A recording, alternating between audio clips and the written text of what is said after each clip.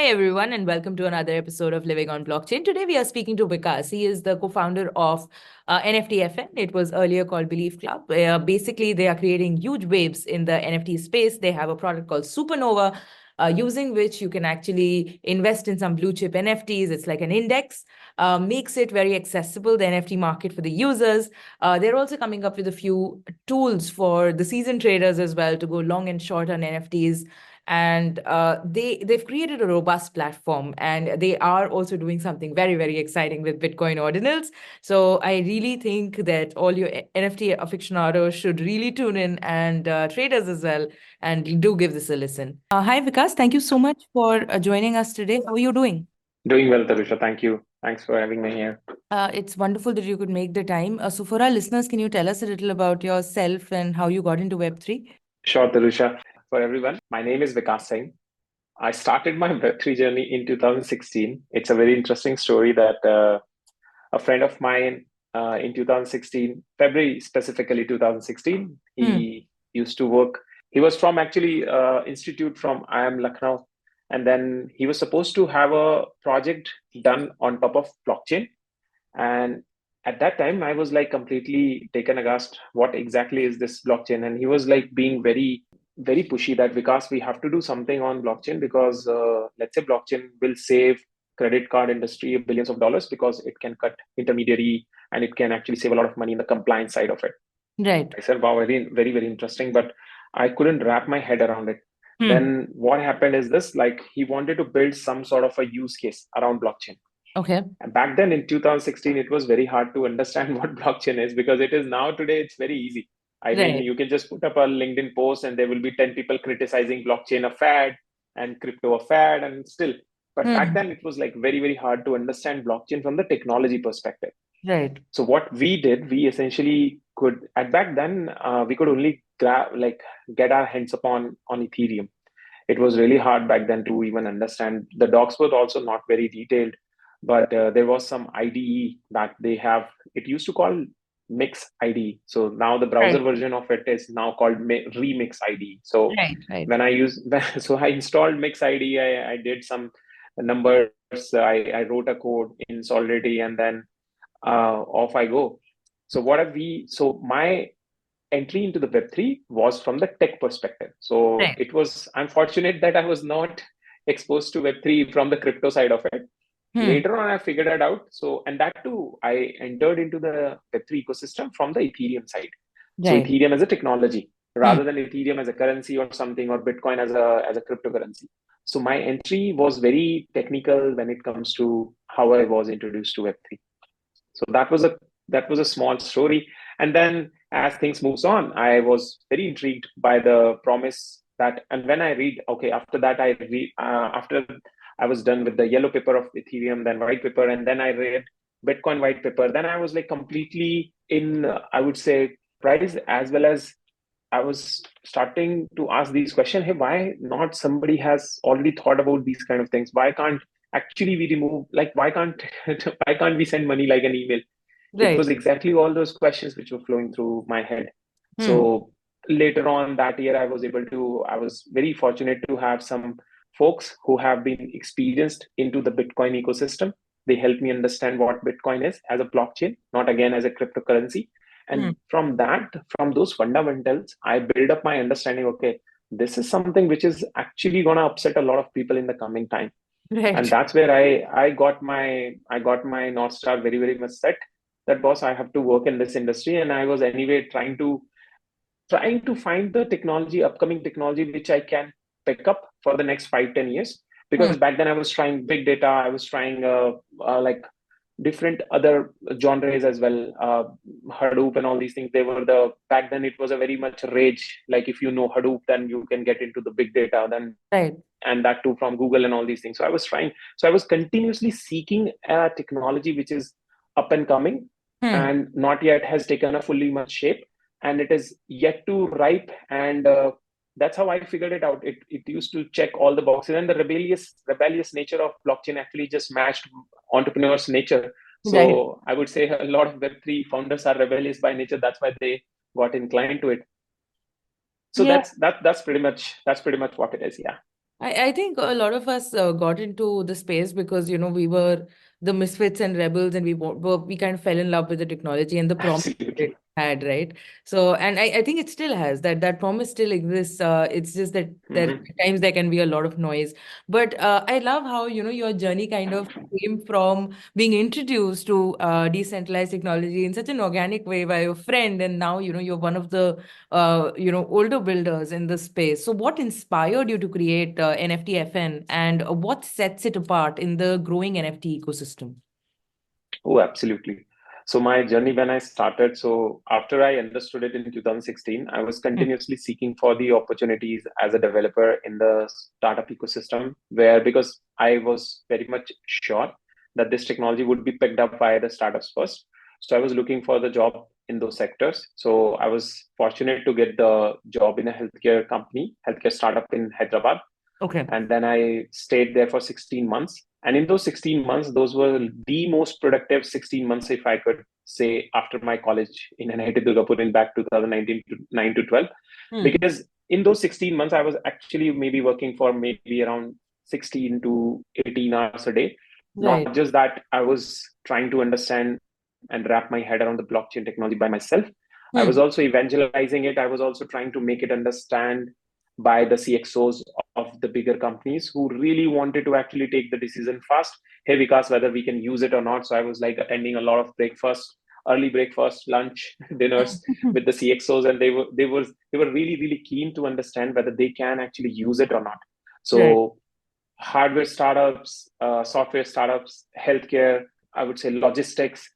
I touched almost all those areas, built a lot of solution as a customized solution for a lot of people there back then, just to trying to who just wanted to actually create a small MVP kind of platforms. So Right. those Right. 16 months were really really productive. While I was doing a lot of cutting edge work based on the EHR, electronic health record, and I was trying to understand HIPAA, HL7, FHIR, and all those standards in the EHR world for the patient's documentation. Right. So EHR, so electronic health records have different standards, just like our APIs have different standards, like HTTP and JSON over HTTP. So all these kind of different ways by which we send the data today over the internet. Similarly, when two hospitals use different kind of infrastructure to store the patient's information, they might use different kind of foundationally different kind of structure. So Right. we were trying to understand that how can we make a single structure which not only is HIPAA compliant, as well as people can actually take up their digital health records along with them, and they can also do selective sharing. So Right. back in those 16 months, I did really good work around there. I happened to just spend a lot of time in the hackathons also, because I was trying to take my hands onto everything and anything which can actually explore the or extend the fabric of blockchain, and allow serendipity to work for me, because I just wanted to get as much exposure to the similar kind of people, as well as from different kind of backgrounds, because it just helps you understand the technology in a different ideological way as well, because Web3 is not just a technology, it's a mindset, it's an ideology as well. So then I branched out in Hmm. 2018, and then I gained enough confidence after working for almost 16 months with different CXOs, that I was able to figure it out, like it's not a lot of difference being in the job as well as running the job. So I Right. was able to understand and measure the how much distance do I need to cover from going from this side of the table to the other side of the table. So Hmm. I started all by myself. Then the whole game in 2018 was just to keep helping the people into making the products. Right. So I did some sort of services, and I used to, by that time in 16 months, I was able to create those small freelancer kind of community around myself. So I used to get the work done from outside, and then used to use that remaining money into building my own products. So I Right. did. So my understanding, because I was coming from a telecom experience for 5 years before I jumped into the blockchain. So I knew that the product is the way to go, rather Right. than just keep doing the services. Services. Yeah, that's not So, scalable, right? After a point, it's very hard to scale it. and you people do not understand this, but I mean, they do understand this, but the problem is that they cannot execute on it. Everybody starts services just from this mindset that they will eventually one day will create product. That's true. But because of the fresh scent of the money, doesn't it's like the same salary kind of mindset in the job. Similarly, in the services, you keep getting money from the customer, so that money and the responsibility that comes with that money keeps you engaged in the service work, rather than that you cannot think with the freedom that what exactly that you want to do in the product if you were given a chance. So Right. I happen to keep those things apart from the day one get go. It really helped me to keep building the products, trying to market those products. Of course, some see some sunlight, otherwise some never sees the sunlight of the Right. product that we made. Yeah. But it always giving me that exposure to how to think from the product side. And from 2018 to 2020, before the pandemic hit, and in the pandemic also we did some services just to keep the lights over our head on and Right. keep building whatever we were building. So in 2022, we essentially, I was always intrigued by the financial side of it, so DeFi side of the blockchain, because that wave, I'll be honest, that I completely missed. I don't know how did I miss, but I think it was the pandemic or something, and we all builder tried to work in the bear market. So when the bull came after the pandemic, I think everything was like upside down. DeFi became a boom. Aave become Aave, synthetics became synthetics, and I could never understood. And I made a promise to myself that I will never work on the centralized. I would say I used to work on Hyperledger as well, just to keep Right. the services part running. Right. But then I made a point that since DeFi was something which actually made the crypto legitimate in terms of the overall appeal of crypto, because it became something foundational, because now people can actually earn the yield in native tokens. Let's say whatever they will put up, they'll get something in the native terms, right? So that DeFi opened my eyes to the public chain impact, and that's how I was continuously understanding, boss, that DeFi is something which is scalable and it has the appeal. So I tried porting synthetics on Polygon once in pandemic, but I was not able to, because it was having like 130 contracts and bit complex. Then in 2022, I again give it a shot now, which is called NFTFN now. So when NFTFN started, we started with something, same thought process, like what is something upcoming and where the market can move, and what is in it is still an infancy stage. So NFT checks that stage, that it was an infancy stage, because it just created some, I would say, first cycle around itself, Right. and it was doing really good volume. Second was this thing that nobody was talking about, how NFTs can, because NFT in itself is also a financialized asset. How can you actually create the whole financial ecosystem around that base asset? So can it be staked? Can it be borrowed, lend, and all these things? Of course, lending and borrowing use was there. So we figured it out, like there is nothing right now into the derivative space on top of NFTs. How Right. can you build that market? So then we started and chalking out ideas. And then once we understood, okay, what we will do, we float around the company, and send the message across to our community, friends, builders, operators, and they love the idea. They quickly chip in. Sandeep was the first one to write the check for us, Right. and then AlphaWave Global roll in, and then there was, like, of course, Mohit, Ajit, Khurana sir. There are Easy for founders, and there are, I mean, Anshul, Ankit. So there were many folks like from the Web3 community who knew what I've been trying to do. So they just happened to be a very good backbone for the this new experiment that I was about to go. And then for the last 2 years, we have been building this. How it is different? It is uniquely different from the position of the USP itself. Right. I can simply ask you, people, whoever is listening, of course, let's take a hypothetical case, you own BAYC. I can simply ask you, okay, now what? That now what doesn't lead to a lot of answers very aggressively, right? So you can of course say that it gives me an access to the community and all these things.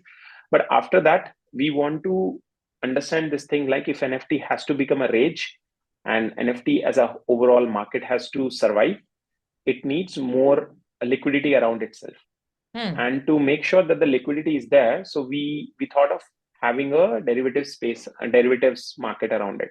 So the first market that we, or I would say first idea that we thought of to create a NFT, to create a financialized ecosystem around NFT, Right. was to build a perpetual products. Right. So that's how the journey started. That's how we ended up actually doing it, because I was trying to do something in the financial space, but we couldn't, but I couldn't. So next time when I got an opportunity, so I definitely started into it, that too with this new vertical. And now because we have a lot of, I would say, competitors, so that actually legitimized the whole narrative now, because perpetual DEX in itself is a narrative now. And NFT perpetuals also is something which people are looking forward to. So yeah. So that's where, that's how you kind of identified a problem and now you've created products around it. So, NFTFN Mhm. in short is basically a platform that would connect NFT traders to go long and short on their favorite NFTs. Is Yes, that understanding correct? absolutely. Okay. So what are you guys doing in terms of Bitcoin ordinals? Like I saw a post Mhm. by you recently, and you had mentioned that, you guys are working on something new there. I would love to know more about that as well. Oh, absolutely. So we are trying to make ordinals break free from Bitcoin. Of course, I know it will be a very depressant news for the Bitcoin community, but that's how the technology is. It's permissionless. So we think that the Bitcoin ordinals community is really strong. They love, they're outpouring love into the ordinals is actually making them much more appealing. So we Hmm. think that what we are trying to create, we are trying to create a platform where we are not thinking about the blockchains as different, I would say, countries. We want to just give everyone the single space where they can trade every favorite asset that they can. So today it is NFT, tomorrow it is going to be ordinals, which will anyway come soon, really soon on our testnet. And tomorrow then it can be crypto, but it is all down the line. So we are really really interested into making sure that how do we make NFT and ordinals really accessible in a Hmm. very low amount. I mean, entry barriers should be really really low, because today ordinals are also very costly. So the Right. whole intent of NFTFN was actually to give the exposure of these pricey blue chip NFTs in as little as like $1 or $10. So that's that aim, that focus, that North Star still is there. And that's why we are actually focusing on the NFT, the ordinals in our NFTFN as well. All right, that's very, very interesting. So now, just to take a step back a little bit, if you could explain very simply what, ordinals are, because I think a lot of people who tune into our podcast, they are just trying to find their footing in this space. So can you explain simply to them what Bitcoin ordinals are? Okay, so I think ordinals, what ordinals started as, I think back in the days in Bitcoin, so there Hmm. used to be some space in the each block. So what Right. they used to do, so they used to do it. Uh, I mean, they used to use that space in a very creative way. I think back in those days, it used to be called colored coins. So satoshis are marked. So satoshis are the smallest unit in Bitcoin. Right. Similarly, so what developers were able to find a way that they can actually program that small space, and they can actually target those small space and call those satoshis which are traveling in that blockchain, in that block, as colored coins. So I still remember that Infosys once called me on an interview, and then they actually asked about colored coins. So Wow. back in 2016, it was a rage that how can you use Bitcoin blockchain to do something. So whatever is happening today on the ordinals is a, I would say, perseverance that the Bitcoin community is showing to make Bitcoin more. Bitcoin is, as in the blockchain, more than just passing around the like currency from point A to point B. So that's where the options, these kind of options are coming up. Now, Hmm. ordinals is, I think, the again the it's a spin-off of the colored coins. So they again marking these satoshis in a different way, so Okay. that the people can actually identify, and also they are writing some sort of information in the and I think there are segwit now, which is essentially, okay, so it goes in a very different technical direction. So Bitcoin blockchain also has gone through multiple, I would say, iterations. The Right. way Ethereum has moved from POW to POS. So similarly, Bitcoin has also gone in 2016. There was, after that, I think there was SegWit, in which segregated witness it used to stands for. So they used to combine all the transaction at one place, but all the data part in those transactions used to be at separate. So they used to travel differently, and that's how the 1 MB block used to. I mean, it was always the fight that how many transactions that you can put in the Bitcoin block. So SegWit was one, then Taproot I think is the latest one. Right. So between all of these innovation, I think they found a way that how can they essentially now on each transaction they can actually write some more data, and that data I can can be uniquely inscribe some data identified. basically. Yeah. Yeah. So you can use that data to put up some information, maybe inscript. That's why it's called inscription, because you can scribe something in it. So Right. that data essentially becomes the NFTs, whatever they want to say. Like you can put a SVG, PNG information, whatever that you want to.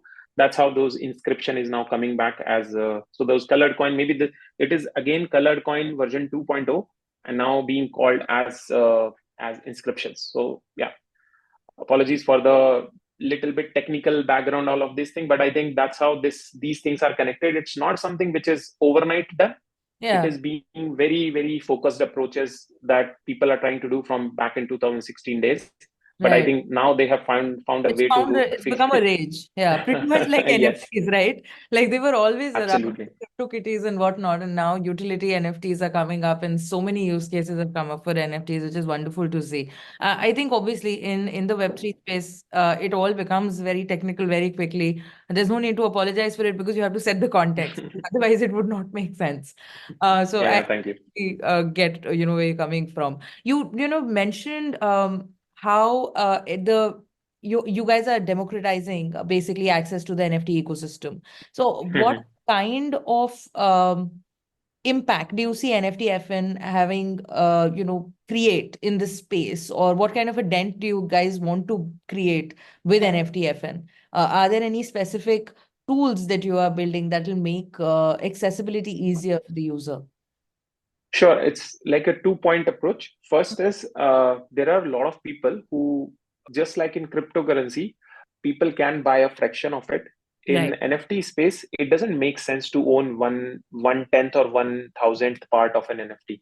Right. It's an art, and it's an art, but still it's a financialized asset. So what we thought about it, that there are a lot of people who want to enjoy this volatility in the prices of these NFTs, and there are people who really wanted to actually get the exposure of these the price fluctuation in such a way that they do not have to end up paying a lot of money just to participate in it.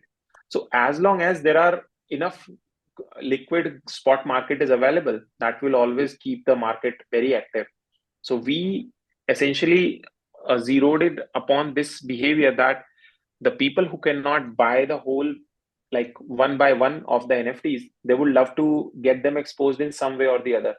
And prior to us, a lot of people have tried fractionalized NFTs as well, but Mm. that fall flat on its face, because eventually the utility is not coming out of that whole value prop, right? What will you do of holding 1/100th of it? If that 1/100th of it also gives you the same freedom, I mean same rights, then it makes sense. Otherwise, it was like just, I mean, it was not making sense neither financially nor logically, that what will you do just by owning the fraction of a NFT. So Right. we understood this. So we thought of like not thinking from the utility perspective, but looking at it from the financialized perspective. So people are happy to have an exposure in a Right. most affordable way to the most liquid NFTs, and that to the blue chip funds. So Okay. that way we understood that this is the demand from the market. That is one. Second, the more it will be easier for the common people to get exposed to these kind of blue chip NFTs, the Mm. more liquidity it will attract. The more liquidity it will attract, the more financially stable this product become. Right. Similarly, the way we are now saying that ETF will essentially bring the swings in the Bitcoin price a little bit less, right? Mm. So sideways, the VIX in the Bitcoin will reduce, the more ETF money will bring into the ecosystem. Similarly, we think that what NFTFN is trying to do in this ecosystem is the same impact. We think that we will try to get uh, more volume of the people who would chip in a very less amount, but eventually it will be a volume game and can bring a lot of can create kind of a market where it's a futures market where people can see, okay, people can open interest on our platform and can see whether on which side the market can move. That is the kind of impact that we think that we can provide on the NFT market, because we are trying to go in that direction. So we want to become the gauge of NFT market eventually. That people should just look at us and they would be able to understand, okay, NFT market is going in this direction. Right. Yeah. So, you have described NFTFN as perhaps like one of the greater innovations in the NFT-Fi space, and I completely agree there. Can you share some specific strategies that you are implementing to stay at the forefront of this rapidly evolving space? Yes. So first of all, on the infrastructure side of the product itself, it required a lot of rethinking, because let's say liquidation, and doing liquidation is very, very okay. Let me not go directly on the liquidation. First, on the infrastructure side. So how do you get the price? How do you get the price of such illiquid assets when it comes to these kind of product? So you can only build a derivative product when you have a stable price coming from some sort of, API, or let's say on-chain prices are being shared.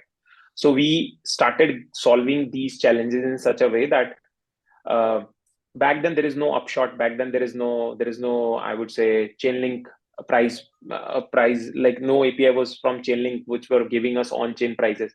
So we started solving all of these problems one by one. That is why I'm starting from the infrastructure side, because infrastructure is foundation for such kind of products.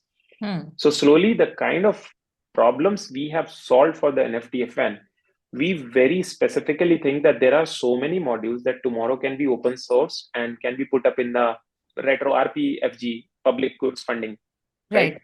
So because that innovation is helping us to create such a market which will not only work on the NFTs but also work with the ordinals, but will also work with the RWAs as well. So the technology is very much extensible to any kind of long tail assets. Okay. So yes, so that is one innovation that we think that we have done, and that too all came from the financialized and creating a, I would say, financial engineering has been the second part in the product of NFTFN. That how do you make a product which you have done 1,000 simulations, so that you know for sure that what kind of market we can get ourselves into. So that is a continuous process. So we started with a very solid quant team as well. So how do you actually create these kind of financialized product, which I would say properly risk managed is the right word, to Right. simplify everything which goes in the quant side.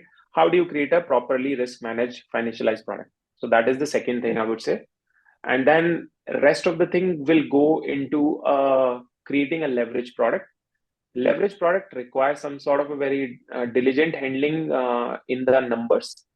So Solidity is a very mischievous language where you require to be correct up to 18th decimal because of the Ethereum. Right. So so having the third thing is like writing the smart contracts in such a way that where the numbers are not like till the 18th point, the numbers are coming as correct. So that product can behave deterministically tomorrow for even low amount of dollar value as well. Let's say $10 value or $20 value, right? Right. And then it comes to finally, because leverage product require liquidation. So how do you bring liquidation in such a way that, again, it's a liquidation, but require very, very much novel thinking. So we have built some really robust version one of the liquidation suite, which we have created in such a way that anybody can run it in a very cost efficient way. I mean, cost efficient in the sense like the technical footprint to run that thing is very low, as well as people can run it as per their, I would say, pocket. Let's say they just want to liquidate up to $500 worth of assets, they can do that as well.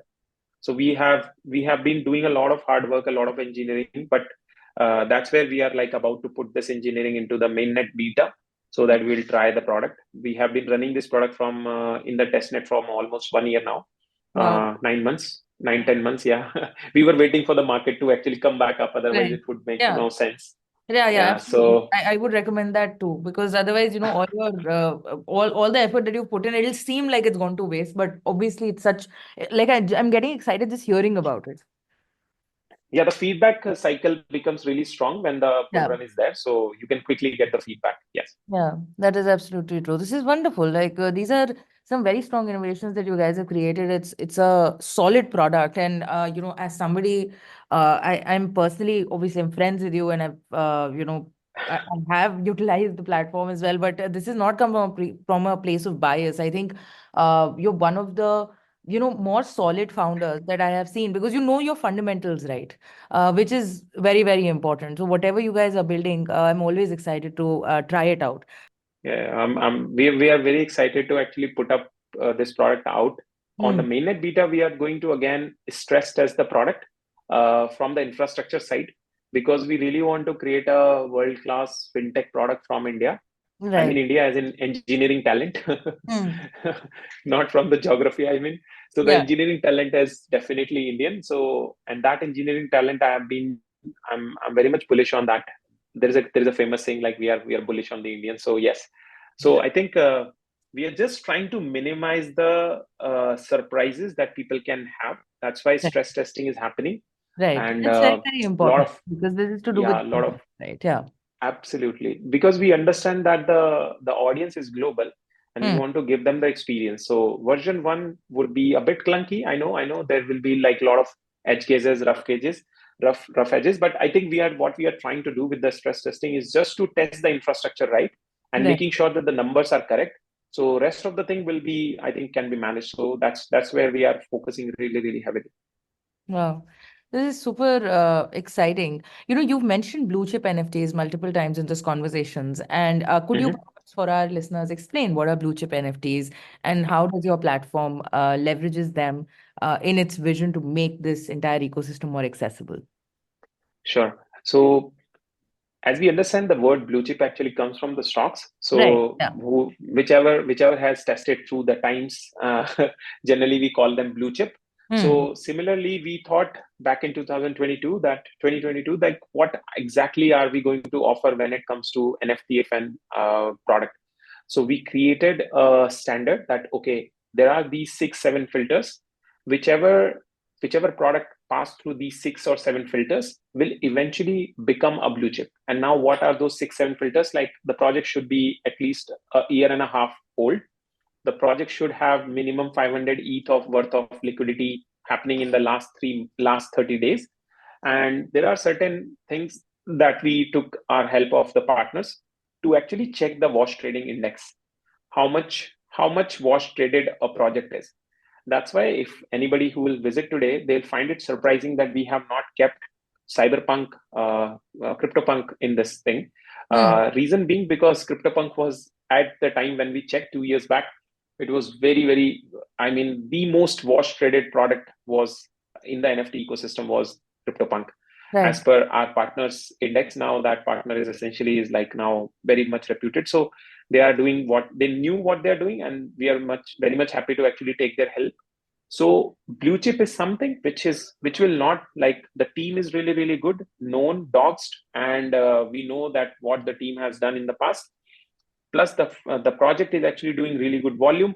More than 3,000 wallets, 4,000 wallet has to hold the NFT project, so that sufficiently project is distributed. It doesn't have the concentration of, let's say, 10% of the NFTs just in the one wallet. So we make sure from the distribution side as well as the community side, because and yes, community has to be active. So Discord should have some chatter. There has to be minimum number of amount of people should be in the Discord. So these Hmm. are 6, 7, I would say, checks that we implemented, and we passed through all the projects from them. That's how we came up with these 4, 5 projects, and we created an index out of it. So today we are offering an index, not an individual project, but sooner in the journey we will provide individual projects as well. The Okay. risk management of single project is very, very difficult. That's why we are starting with index first, so Right. that we can learn from the market, and then we can move to the single project. Right. Absolutely. It's easier to basically minimize the risk there at least or mitigate it in some way. Absolutely. Absolutely. That is excellent. And this is, the more you're talking about it, the more I think that NFTFN is like it should be the go-to place for, users who are just starting their NFT journey. Because you guys are trying to create tools around, NFTs and investing and stuff that perhaps, not just seasoned investors can use, but just folks who are just starting off in their journey can also utilize. Is there Yes. any one tool on your platform that you would recommend, say, to a seasoned investor and one to a new user to try out? So for now, we have just one ICP right now, which we are catering to. So that's Hmm. why the index is created rather than the individual projects, because individual projects will actually appeal to the traders who love Right, risky assets. right, So yeah, right now we are starting it with very slow guarded launch, and that too with one single ICP, like people who love to expose themselves into the NFT ecosystem in an easier way, and right. that too with the very less kind of I would say security risk as well as capital risk. So currently everybody would just see one product right now, Supernova is an index. We have Hmm. named the product as Supernova, so it's Okay, easier to for the communication as well. And Supernova is an assorted bucket of 5 blue chip NFT: BAYC, MAYC, Azuki, Doodles, and Clonex. Moonbirds was there. We removed Moonbirds because of our we removed it because of some sort of, let's say, the volume, because of the volume was drying up in that. And right, right. Moonbird recently, and those decision again can be again mapped to the recent problem. Moonbird actually is going down. It went to less than one ETH right now. Yeah, I mean, right, that was right. very sad to know, because Moonbird was very good project back then. Yeah. Right. So as of now, a user can, come onto your platform and use the index that you have created to start investing in NFTs. And in the coming future, you guys are launching a bunch of other products that you've already mentioned for perhaps the seasoned investor. Yes. So currently, we are offering a leverage market, so people can actually go long and short. We Hmm. will bring investable products as well, so Hmm. that people can actually just do a DCA into an index, which is actually going to give them the exposure into the most hardest blue chip assets out there in the Right. NFT ecosystem. So investable product will come later. Right now, it is like more of a speculative one. Uh, so speculative first, investable second. That's how we are going. Okay, cool. That is a good way to perhaps capture the market as well. So more power to you guys. Now, just zooming out a little bit, you have like over 9 years of experience in the blockchain domain. What kind of major shifts or trends have you observed, and how have they influenced your approach to creating solutions? So there are few things. I think one that is definitely now picking up heat is the privacy. Hmm. Privacy in 2016, 15, 14, back then when Zcash was like I would say invented. So it had that ceremony where it was like burning up all the so electronically, there used to be some footprints to make the Zcash run. So if it will not discard it properly, those digital footprints, so it can always have some gap, and people can always trace back to the. So it is called a ceremony. So I would say Monero, Zcash, there was this ideology that privacy will be super important. So it was built on top of, let's say, Bitcoin blockchain. I mean, as an inspiration, but that died down in the last 3 4 years, but now it is coming back up because of the FHE, fully homomorphic encryption. So fully homomorphic encryption actually allows you to search and look for the data within the encrypted state of the data, so Hmm. that it can somehow just give you it's like a zk stuff. Right. So zk is another. So zk on top of fhe is very crazy combination. I don't know the maths, I just know the theory part of it, because I can only keep on top of these things. In web3 it's super hard to actually, because the offshoots are so many. When it comes to the web3, it's exploding, it's really hard, I mean, to keep tap on everything. But I Right. think Yeah. privacy in general, one, and ZK and FHE comes under them. The second is definitely perpetual dexes is making some comeback. I mean, the requirement DYDX is leading there, but I think the centralized platforms blow up. And in general, the centralized platforms are mostly used for the futures in the crypto space. So decentralized alternatives to them is becoming the second most demanded need. So for crypto and in cryptocurrencies, perpetual DEX is the second most, I would say, the need of the RS. That's why if you see the first DApp now on any Solana, Injective, they all want to offer the perpetual on top of crypto, right? So Right. that's where we think that we also fit in, because we are also perpetual DEX, but that too for the NFTs. So that's the second. And other thing, I think the centralized player in terms of social network, Hmm. like the way Twitter is gaining a lot of strength. So generally, what I have seen is this: the amount of power a centralized platform hold, the more demanded its decentralized version is. Right. So Yeah. Lens, Farcaster, and Deso, and there are other platforms like upcoming Socially. Yeah. These platforms are trying to actually create a digital alternative, decentralized alternative to these centralized Goliaths. So I Right. think that would be required in the future, like really, really. I mean, these kind of requirements come suddenly. The way DeFi actually hit the market suddenly, Right. the requirement for a decentralized alternatives for these kind of platform will hit suddenly, and then you will have to have those products. You cannot go back in the kitchen and like try to understand the recipe and then try to come up with a solution 2 years later. There Yeah. has to be some people who should be working on all these things from some time. So the requirement, the moment the requirement hits, there is some solution that is ready to serve the market.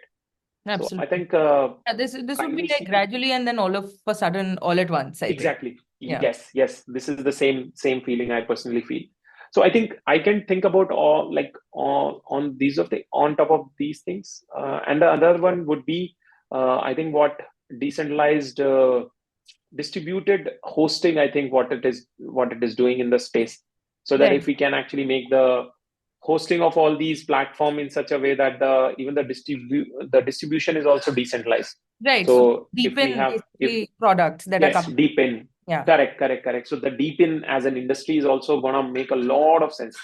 I Right. mean, I mean, we are actually going in the gradual space right now. All of it would immediately become so much valuable, because suddenly people will require, and billions of people will require it, because of the ETF. A lot of people are now researching about cryptocurrency, and Yeah. soon they will understand the underlying technology. They will start looking up and questioning things.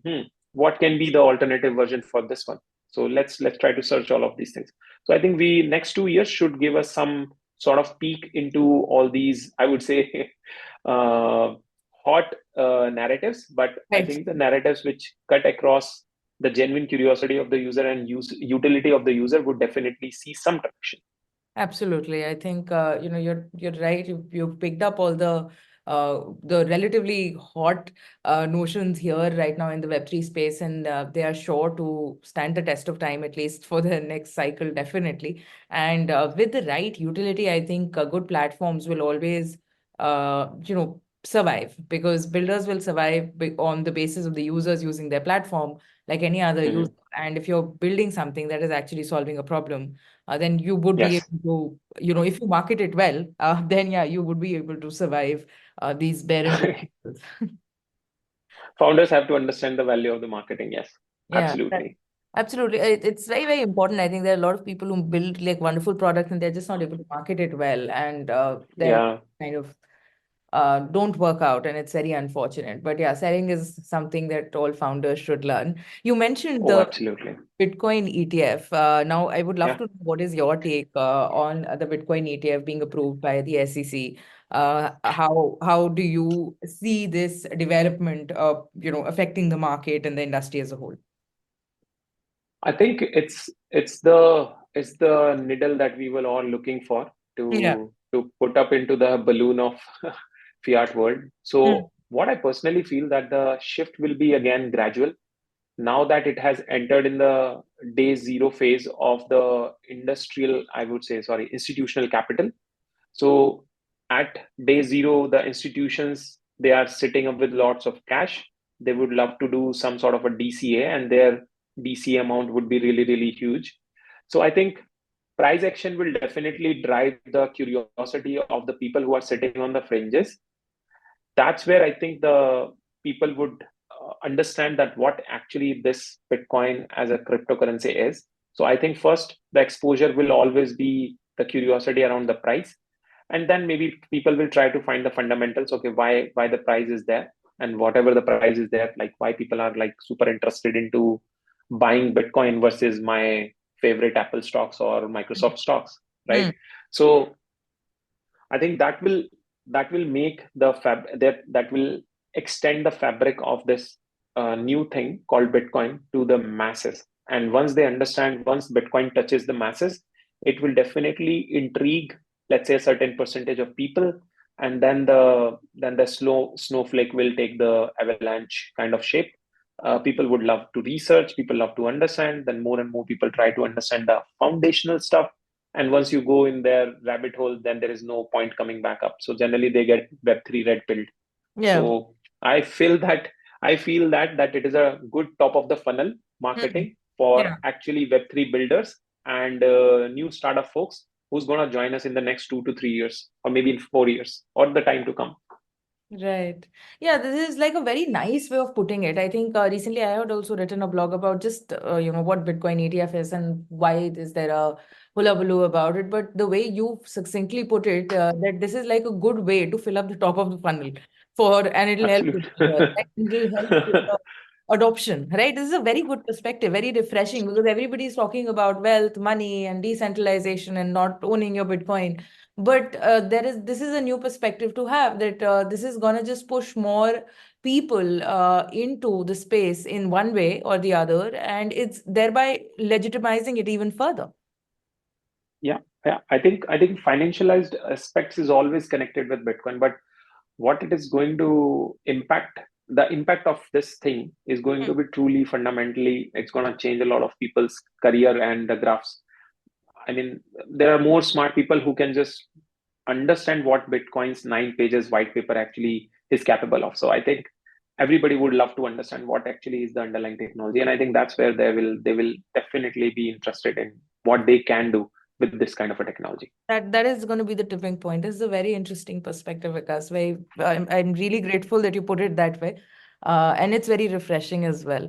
So everybody seems to be, everybody seems to have a pretty positive outlook on this Bitcoin ETF. Obviously, everything comes with its pros and cons, and we don't have to get into that right now. But looking at this as something that will help in greater adoption is something that I can buy immediately. So this is wonderful to get and hear from you as a perspective. Now, you are also an avid reader, and I know that because we've spoken about the wonderful books that you're reading. And Yeah. I would love to hear from you about if you could recommend perhaps to our listeners that some books that you find really valuable, and not just in the Web3 space as an entrepreneur, because I think ultimately all entrepreneurs are alike, be it Web2, Web3. You're making a business, you need to make money to keep the lights on, and it needs to solve a problem. So if you had to recommend some books to some founders or folks listening to this podcast, which books would those be? Like, your top three picks, perhaps. Sure, I think very few people talk about books, so I would love Hmm. to definitely give my recommendation. Yeah. So generally, I segregate whenever I pick a book.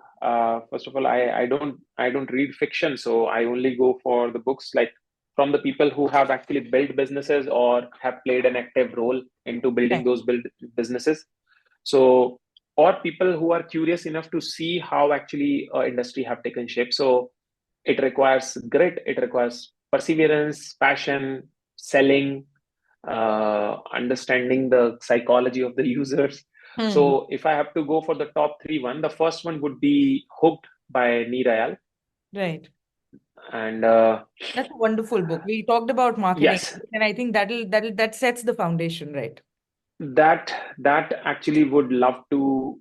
That book is not a book; it's a workbook. Yeah, People it should is. definitely try to. Yeah, people should try to actively use everything that they have shared in every 2 to 3 pages. Yeah. I couldn't finish that book in like 3 months because it was so brain wrenching that people cannot. I mean, I cannot move forward unless I will not be having at least 2, 3 ideas or 5 ideas around my product when I'm reading that book. So Yeah. that's one. It's very intense. So Yeah. yes, yes, it will give you, it will add dimension to the founder's thinking that Yeah. okay, this is how big FANG companies are thinking, and Yeah. why can't they have this kind of virality quotient or kind of the way they want to look at their product? Why can't they create a system that the audience look at their product from that perspective? Okay, so that's one. Second would be Grit by Angela Duckworth. It's forwarded by I mean, Angela Duckworth talk about what actually sets the successful people apart from the unsuccessful people. It's not the money, it's not the background, it's not the connection, it's not the luck. It's most about the perseverance. That's why the book is called Grit. Uh, and I generally say one thing that stronger the whys, easier the hows. So I think that book sits at the cross section of these two things. If you Mm. have your why really, really strong, you will always find a way to actually circumvent a situation. And Yeah. why people who have been, so Netflix is an example. I mean, all the companies, all the big companies will go through the near death experience. They will always come back stronger. The reason to do so because the founder or the team or somehow the advisors, they always gave them the understanding of how they need to persevere just by changing this or that. So second was grit. Second would be grit. Third, I'm reading one right now, but I think I can recommend that. That is one is called The Daily Stoic by Ryan Holiday. Daily Stoic by Ryan Holiday is for the people. The founders are very much small community. I would say scarcest commodity is founders. So they need to preserve their mind, their brain really, really well. They cannot pollute their brain. So I think Stoicism will help them to become like really steady brain. So I think the Daily Stoics by Ryan Holiday would be my third thing where this will be the foundation because brain is the foundation of everything. So it will help you to think in the long term rather than short term, and Right. that too with the stoicism. So yeah, these three. These are wonderful recommendations. I think stoicism is so interesting when you start getting into it, and if somebody is really going to get into the recommendations that Vikas has pushed through, I would add another recommendation. If you are new to stoicism, then read Meditations by Marcus Aurelius. I think it's a great starting point for Yes. anybody who wants to just learn a little more about these ideas associated with stoicism, and it can be. I think it can be especially good for entrepreneurs who see too many ups and downs in any given day. And Yes. it can perhaps pave a path for you to have a better mindset. So these are wonderful recommendations, great, and all three are very wonderful recommendations. And I would highly recommend that our listeners go ahead and read these books. I have read all three, and I think. They only add as to as Vikas mentioned, they only add to another dimension in which you are thinking, and they'll give you ideas. And Hooked, especially, I think Hooked is something that I had made mandatory reading for my entire marketing team. And we did like exercises around it, that using the Hooked model, let's see how this kind of will work. And that gave us great success. It can seem very daunting to read a book to come prepared for a meeting like that, but I do truly believe that it should be mandatory reading for anybody who wants to make a career in marketing, especially in this day and age. Yep. So, Vikas, I am almost out of time. Actually, we are exceeding the time limit that we had set for ourselves. I would like to wrap this up now, but not before I ask you one question that I ask everybody who comes on the show. You've been on the other side of this particular rabbit hole where you were in Web 2 and you did not know what blockchain was, leave alone, crypto or Web 3. If somebody is perhaps struggling like you are and they are still trying to understand whether Web 3 is for them, what would be your advice for them to start living on blockchain? So how should I make it easy for them to start understanding it and then get into it? to get into it, and also to perhaps persevere, because I think that is also important. Yeah. Get Of and how course, to of course. persevere. Everybody talks about how to get in this space, because I think that is still a straightforward answer. But from you, I would like to understand what would be your advice for these guys to persevere and keep building? So I think now that so first of all, there are too many tools today. People need not to like persevere in the way we have to persevere. So I think what we learned in the first 6 to 9 months in the blockchain today, that can be learned within like a week today. So I Yeah. think first of all, you are at the benefit of too much information today, and Mm, which is much more polished, much more amazing. So information is there. Second, choose the right folks to be around with, because that's what going to be the very important difference when you start your journey. If you are in web 2, try to find a community, and there are too many communities now, and that too I want to say that it is again differentiated. So earlier in 2016, 17, 18, getting 50 people in a event was like a heck of a thing for a web 3 or or like a blockchain thing. Today you can find a community just like 100, not 100, but let's say within a kilometer or two, that somebody must be doing a web 3 event. So try to join them. That will set you apart for the that will set the foundation.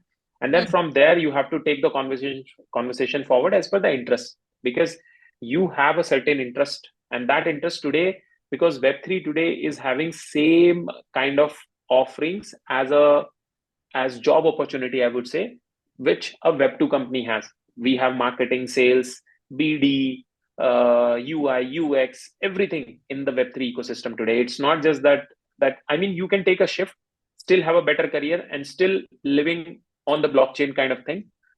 You can truly do that. So I think that's how you should like architect your journey, and be available on Discord and Telegram, because that's where the community thrives. So I think right. you can That be is where all offline the as well as action is online. happening. Yeah. Sorry. I said that is where all the action is happening. So you might as well be there. Yes, Yeah. So yes. So I otherwise, think that's the that would be the steps, I think. Yeah. thank you so much, Vikas, for taking out the time for this wonderful conversation. I have always been a believer in earlier Belief Club and now NFTFN, and your team. I think you're solid founders who are trying to make sure that your platform A reaches a lot of people, and B you survive no matter where the cycle is, so that you can keep creating better solutions, which is absolutely wonderful. So thank you once again for making the time to speak to me today. Anything you want to add before we wrap this up? No, first of all, thank you. The structure is very freewheeling, so I think I was able to speak my mind. So there is Yeah. no there is nothing that I would say that it is pre-processed. It was all impromptu, but I think it came from the deepest learning and struggles and hurdles. But still, I think the shiny part of Web 3 is that the promise it provides to Yeah, actually disrupt and create things by yourself. I mean, which is not possible in the Web 2.0. You absolutely. cannot create a leverage trading platform Hmm. in web 2.0. You will die just buying the licenses there, Right, right? so exactly. Yeah, you just get so stuck in the bureaucracy. Yeah. yeah, so if I put things perspective for your listeners, is that I'm trying to create a NYSE or NSC kind of platform Hmm. right out of my office. That's the power of web 3. I mean, otherwise this thing is just not available anywhere in the world, anywhere in the technology realm. So that's just amazing. Yeah, absolutely. I think the power that decentralized technology provides each of us to be able to create these amazing tools, platforms, solutions. The world's your oyster, pretty much, and you can go after any problem in a steadfast manner and really be able to solve it, as against doing it in Web 2. So no better way to wrap up this episode. Thank you so much, Vikas, once again for taking out the time to speak to me. Thank you. Thank you.